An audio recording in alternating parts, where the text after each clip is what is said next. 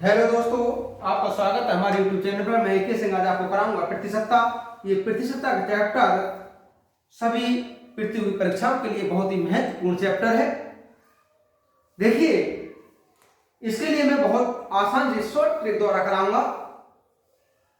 प्रतिशतता के चैप्टर को लगातार देखने के लिए हमारे चैनल को सब्सक्राइब कर लें तथा शेयर करें और लाइक करें, तथा अगर कहीं भी कोई भी प्रॉब्लम आती है कमेंट करना ना भूलें। जैसे कि देखिए, क्वेश्चन दिया है, एक परीक्षा में परीक्षार्थियों के 52% अंग्रेजी में उत्तीर्ण हुए और 42% गणित में। कहने का मतलब क्या है कि कोई परीक्षा में 52% परीक्षार्थी अंग्रेजी में फेल हुए और 42% परीक्षार्थी गणित में फेल हुए। यदि दोनों विषयों में 70% अनुत्तीर्ण रहे हों, लेकिन गणित और अंग्रेजी दोनों विषय ऐसे थे जिनमें दोनों ही विषयों में 70% परीक्षार्थी फेल रहे, तो दोनों विषयों में उत्तीर्ण परीक्षार्थी तो बताइएगा उन दोनों विषयों में कितने परीक्षार्थी उत्तीर्ण हुए। तो ये बहुत आसान सा एक ट्रिक होती है इसकी भी। ये उत्तीर्ण जो रहेंगे 100 में से घटा लीजिए, क्योंकि 100 से ऊपर तो परसेंट नहीं। 52% अंग्रेजी में उत्तीर्ण हुए, 42% गणित में उत्तीर्ण हुए, लेकिन 17% दोनों में उत्तीर्ण हुए। 17% ऐसे परीक्षार्थी हैं दोस्तों जो 52% में भी जुड़े हैं और 42% में भी जुड़े हैं, इसलिए 17 को इसमें से कम कर लीजिएगा। ये हुआ 100, यहां से हुआ ये 94 माइनस 17, 100। इसे 94 में से 17 घटा दीजिए, 7 बचा और 77, ये बचेगा 23। उसने कहा है तो दोनों विषयों में उत्तीर्ण परीक्षार्थियों का प्रतिशत कितना था? तो दोस्तों, दोनों विषयों में उत्तीर्ण परीक्षार्थियों का प्रतिशत था 23%, इसलिए इसका ऑप्शन नंबर ए करेक्ट होगा। नेक्स्ट क्वेश्चन है दोस्तों, एक विद्यालय में 90% छात्र अंग्रेजी में उत्तीर्ण हुए, 85% गणित में उत्तीर्ण हुए और 150 दोनों विषयों में उत्तीर्ण हुए। तो इन दोनों विषयों में कोई भी छात्र उत्तीर्ण ना हुआ हो तो छात्रों की कुल संख्या क्या थी? एक बहुत छोटा सा ट्रिक होता है, जैसे कि हमें कुल छात्र ज्ञात करने हैं। ये 150 ऐसे छात्र हैं जो दोनों विषयों में उत्तीर्ण हुए हैं, तो 150 गुणा 100। देखिए, 90% छात्र अंग्रेजी में उत्तीर्ण हुए थे, ये ऐड कर लिया। 85% गणित में उत्तीर्ण हुए थे, ये भी ऐड कर लिया और इसमें 100 घटा दी थी बस।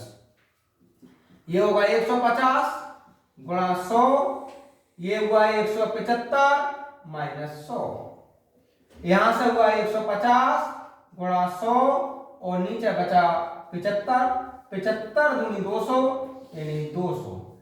क्वेश्चन लगा तो छात्रों की कुल संख्या ज्ञात करो। तो दोस्तों, उस विद्यालय में कुल 200 छात्र थे, इसका ऑप्शन नंबर सी करेक्ट होगा। नेक्स्ट क्वेश्चन है दोस्तों, किसी परीक्षा में अंग्रेजी में 70% और गणित में 80% छात्र पास होते हैं। अब 10% दोनों विषयों में फेल हो जाते हैं। यदि 144 छात्र दोनों विषयों में पास होते हैं, तब छात्रों की कुल संख्या क्या है? ये फेल और पास पर आधारित 3 कंडीशन में सवाल होते हैं दोस्तों। ये पहली कंडीशन चल रही है, बहुत आसानी से आसान ट्रिक से इनके लिए हल करेंगे। जैसे इसने कहा है अंग्रेजी में 30% पास होते हैं, तो अंग्रेजी में फेल कितने होते हैं दोस्तों? इस पर 70% पास हो रहे हैं, 100 में से 70 घटाया अर्थात 30% अंग्रेजी में फेल हो जाते हैं। गणित में 80% छात्र पास होते हैं, तो इसका मतलब गणित में 20% छात्र फेल हो जाते हैं, जबकि दोनों विषय में 10% छात्र फेल होते हैं। तो ये पहले पता करते हैं कि दोनों विषयों में पास कितने छात्र हो जाते हैं। दोनों विषयों में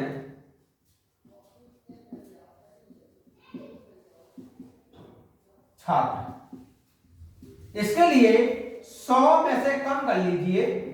देखिए फिर ध्यान दीजिए दोस्तों, अंग्रेजी में 70% पास हुए तो फेल कितने परसेंट हुए? 30%। तो 30 तो ये हुए। गणित में 80% छात्र पास हुए तो फेल कितने हुए दोस्तों? 20%। 20 ये हुआ।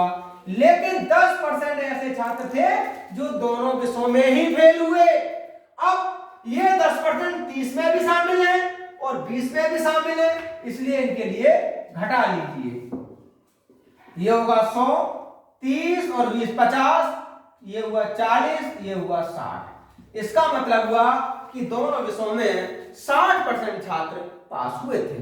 अब क्वेश्चन ने कहा है यदि 144 छात्र दोनों विषयों में पास होते हैं तो छात्रों की संख्या क्या है? इसका मतलब हुआ कि छात्रों की संख्या का 60% 144 होगा। हमसे कहा गया कुल छात्र बताइए।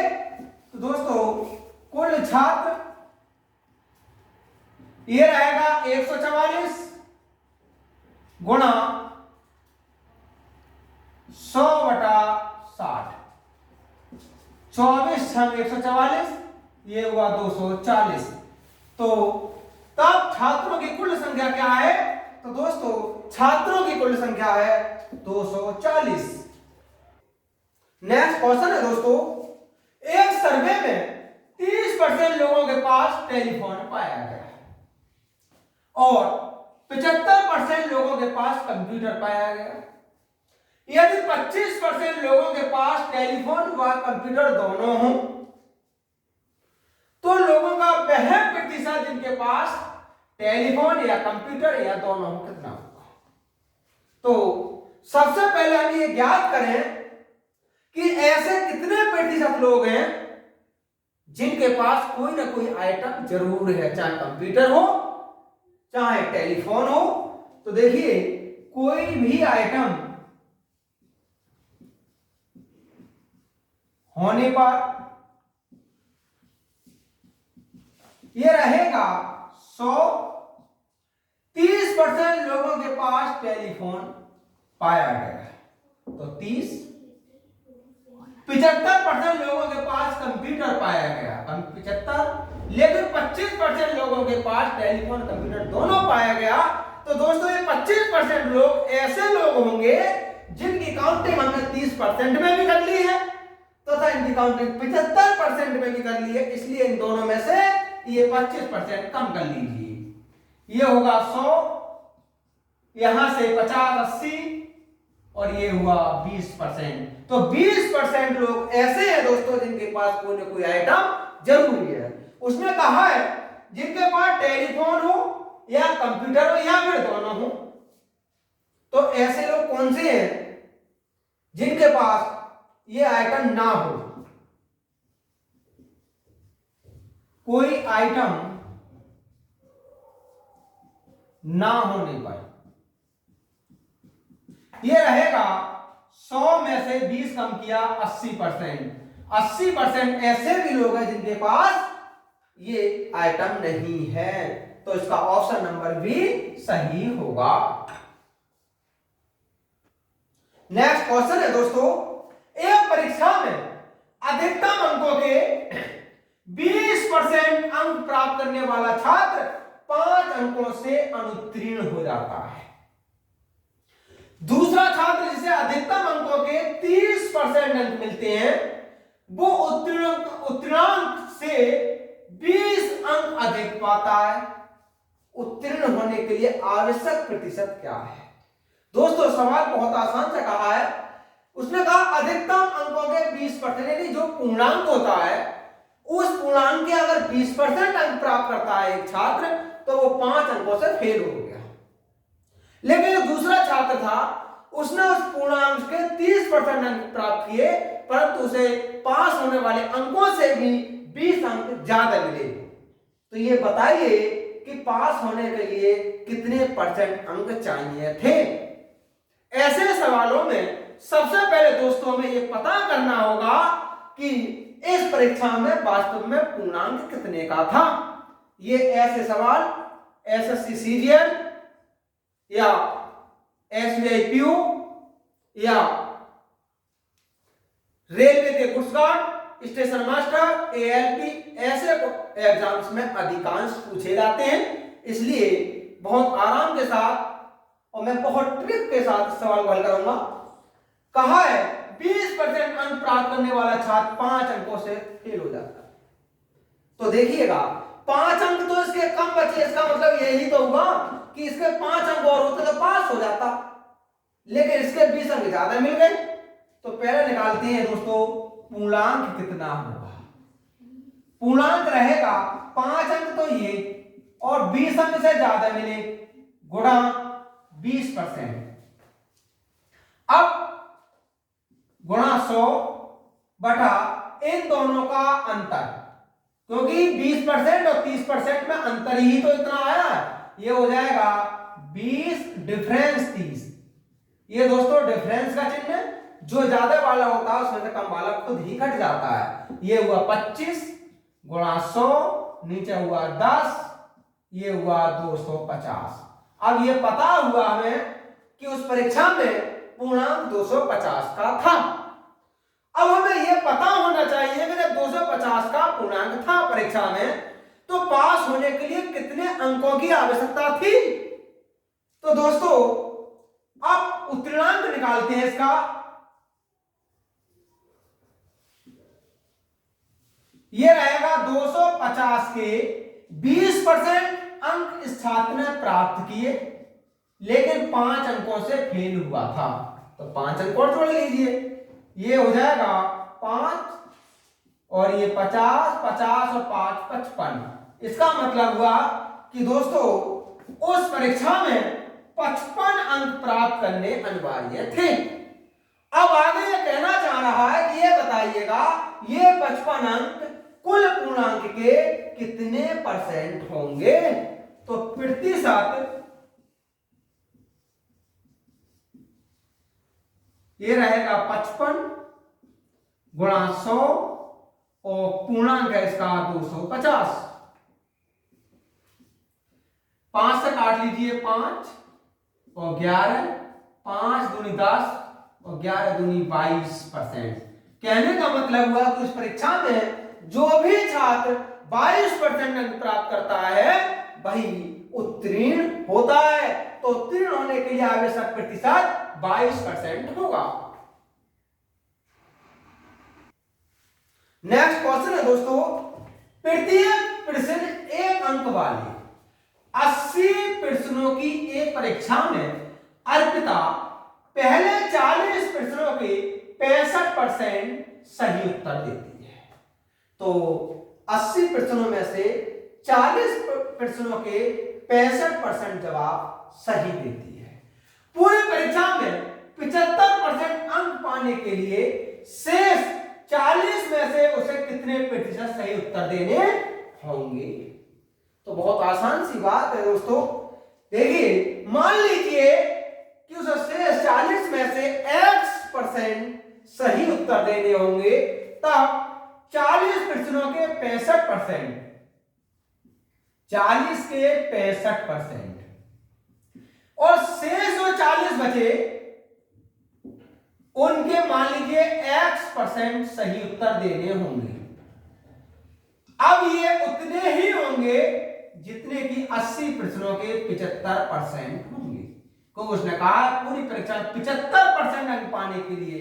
तो पूरी परीक्षा मतलब 80 प्रश्नों में से 75%, तो 80 का 75%। यहां से हो जाएगा 40 गुणा 65 प्लस 40 गुणा x 80 गुणा 75। यहां से 40 कॉमन लिया, ये बचा 65 प्लस x, ये बचा 40 गुणा 2 गुणा 75। 65 प्लस x ये होगा 75 दूनी 150। x बराबर होगा 150 माइनस 65। यहां से बचेगा दोस्तों 85। देखिए 85%, उसे कितने प्रतिशत सही उत्तर देने होंगे। तो दोस्तों उसे 85% सही उत्तर देने होंगे। नेक्स्ट क्वेश्चन है दोस्तों, एक परीक्षा में किसी प्रत्याशी ने 30% अंक प्राप्त किए और वह 6 अंकों से फेल हो गया। अन्य प्रत्याशी ने 40% अंक प्राप्त किए और वह पास होने वाले न्यूनतम अंकों से 6 अंक अधिक प्राप्त किए। अधिकतम अंक क्या है, कहने का मतलब है उनका उस परीक्षा का पूर्णांक क्या है। तो दोस्तों उस परीक्षा का जो पूर्णांक रहेगा, पहले आदमी ने 30% अंक उस पूर्णांक से प्राप्त किए परंतु 6 अंक उसके कम रहे, और दूसरे ने उस पूर्णांक के 40% अंक प्राप्त किए परंतु उसे 6 अंक ज्यादा मिले।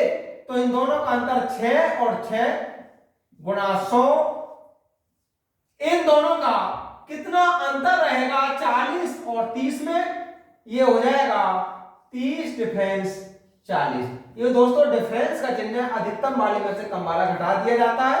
ये हो जाएगा 12 गुणा 100 नीचे बट्टा 10, ये होगा 120। तो बताइए अधिकतम अंक क्या है, तो अधिकतम अंक उस परीक्षा में 120 है। इसका ऑप्शन नंबर बी सही होगा। नेक्स्ट क्वेश्चन है दोस्तों, राकेश ने एक परीक्षा में 273 अंक प्राप्त किए जो पास प्रतिशत से 5% अधिक थे। यदि लोकेश को 312 अंक मिले तो उसने पास अंक से कितने प्रतिशत अधिक अंक प्राप्त करके परीक्षा पास की होती। अब इसे राकेश के लिए, ये राकेश के लिए अंक तो 273 मिले, लेकिन जो कि 5% अधिक थे। पहले ये पता लगना चाहिए कि पास अंक कितने थे। तो पास अंक जो थे 273 गुणा 100 और उसने 5% अधिक प्राप्त किए हैं, ये होंगे 260। इसका मतलब हुआ तो इस परीक्षा में 260 अंकों पर पास हो जाते थे। यदि राकेश को 312 अंक मिले होते तो ये बताओ उसे पास से कितने परसेंट ज्यादा मिले होते। तो 260 और 312 में अंतर कितना है, पास अंक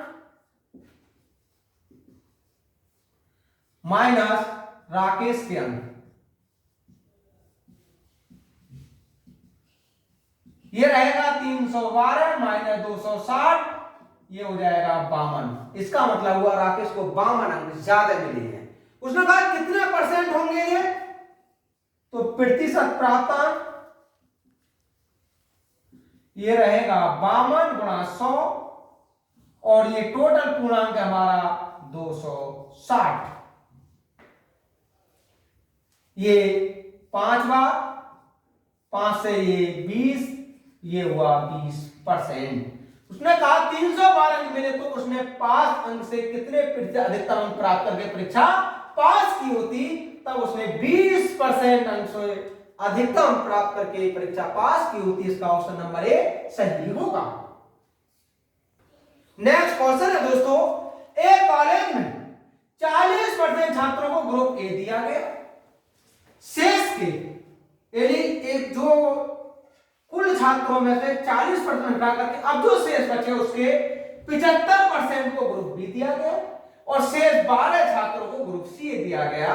ग्रुपों के लिए आवेदन करने वाले छात्रों की संख्या क्या है, ये कहना चाह रहा है कि ये बताइएगा कि ए बी सी तीनों ग्रुपों के लिए कितने छात्रों ने आवेदन किया था, अर्थात कुल कितने छात्र थे। तो देखिएगा कुल जो छात्र थे, इसका एक बहुत आसान सा ट्रिक होता है। हमारे ग्रुप सी के छात्र 12 हैं, ग्रुप ए के लिए 40% ने आवेदन किया था, गुणा 100 बटा ग्रुप बी के लिए 75% ने आवेदन किया था, तो 100 माइनस 75, यहां से हुआ 12 गुणा 100, ये बचा 60, ये बचा 100 और ये बचा दोस्तों 25।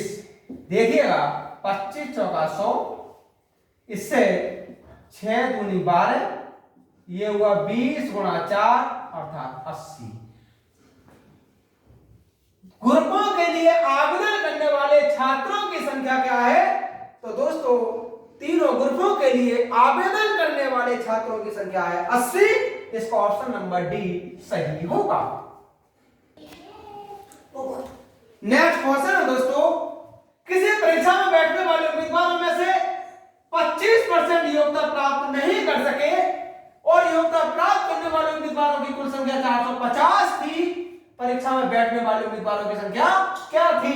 कहने का मतलब एक परीक्षा थी जिसमें 25% ऐसे उम्मीदवार थे जो योग्यता प्राप्त नहीं कर सके, परंतु योग्यता जिन्होंने प्राप्त करी थी वो उम्मीदवार थे 450। बताइए परीक्षा में कितने उम्मीदवार शामिल हुए थे? तो वो जो संख्या रहेगी ये रहेगी 450। जब 25% योग्यता प्राप्त नहीं कर सके तो इसका मतलब हुआ कि 75% ने योग्यता प्राप्त की होगी। 100 माइनस 25 ये होगा 450 गुणा 100, नीचे हुआ ये 75। 25 चौका 100, 25 तिया 75 और ये हुआ हमारा 15 तिया 45 और 15 चौका 60। परीक्षा में बैठने वाले उम्मीदवारों की संख्या क्या थी?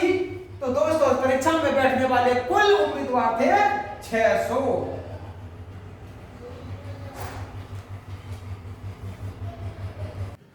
नेक्स्ट क्वेश्चन है दोस्तों, एक मशीन की कीमत हर वर्ष 10% घट जाती है। यदि उसकी वर्तमान कीमत 50,000 रुपए है तो 2 वर्षों बाद उस मशीन की कीमत कितनी रह जाएगी?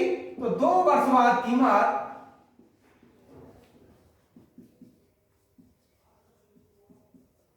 एक बहुत अच्छा सा ट्रिक होता है आज का भी दोस्तों। इसकी इस समय कीमत कितनी थी? 50,000 गुणा 100 माइनस 10, क्योंकि उसने कहा 10% घट रही है, बटा 100 और इसका कर देंगे जितना समय होता है वो। समय 2 वर्ष है तो घात हो जाएगी इसकी 2। ये हुआ 50,000, ये हुआ 90 और नीचे हुआ ये 100। ये हुआ 5 9 यानी 81 और 5 अट्ठे 40। तो दोस्तों उसने कहा है 2 वर्षों बाद उस मशीन की कीमत कितनी रह जाएगी? तो 2 वर्षों बाद उस मशीन की कीमत 40,500 रह जाएगी। इसका ऑप्शन नंबर सी सही होगा। नेक्स्ट क्वेश्चन है दोस्तों, एक कर्मचारी के वेतन में हर वर्ष जुलाई के महीने में 10% की वृद्धि होती है। यदि मई 2000 में उसका वेतन 15,000 रुपए था तो अक्टूबर 2001 में उसका वेतन क्या होगा? सबसे पहले दोस्तों ये ध्यान करो कि जब मई में वेतन इसका 15,000 रुपए था तो मई 2000 के बाद जुलाई 2000 में एक इंक्रीमेंट मिला होगा। उसके बाद आगे क्रम में आए तो जुलाई 2001 में उसे एक इंक्रीमेंट मिला होगा, तो अक्टूबर 2001 में दोस्तों से 2 इंक्रीमेंट मिल चुके होंगे। जब 2 बार उसका वेतन वृद्धि हो चुकी होगी तब 2001 में उसका वेतन क्या था? तो जो वेतन रहा होगा वो 15,000, 10% की वृद्धि हो जाती है और 2 बार वृद्धि हो चुकी है। ये हुआ दोस्तों 15,000, 11 121 और ये हो जाएगा 100। ये हुआ 150 गुणा 121, ये हो जाएगा 18,150। क्वेश्चन में कहा है दोस्तों अक्टूबर 2001 में उसका वेतन कितना था? तो अक्टूबर 2001 में उसका वेतन था 18,150। इसका ऑप्शन ए सही होगा। फिर एक बार सुनिएगा, जैसे उसने कहा था कि एक कर्मचारी के वेतन में हर वर्ष जुलाई के महीने 10% की वृद्धि होती है, तो दोस्तों मई 2000 में उसके वेतन 15,000 था तो पहली बार जो उसके वेतन में वृद्धि हुई होगी वो जुलाई 2000 में हुई होगी। तो एक बार तो वो हो गई। उसके बाद अगले वर्ष में जो वेतन वृद्धि हुई होगी वो जुलाई 2001 में हुई होगी। तो दोस्तों उसके वेतन में 2 बार वृद्धि हो गई, इसीलिए हमने घात 2 ली है और अब उसका वेतन 18,150 रुपए हो गया।